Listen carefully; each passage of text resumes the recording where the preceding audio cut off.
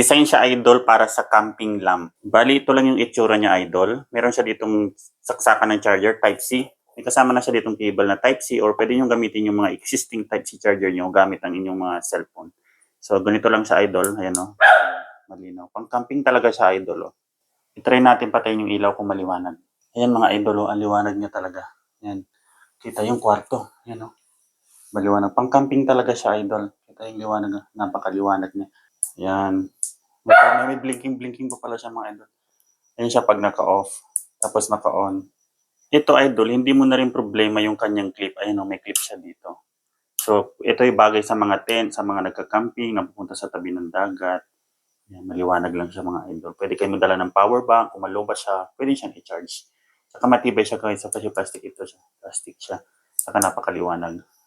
Yun lang, kung gusto niya ganito mga idol, click nyo lang po yung aking yellow basket para mabili nyo yung ganitong klaseng warm light na nabili ko sa TikTok. Ayan no.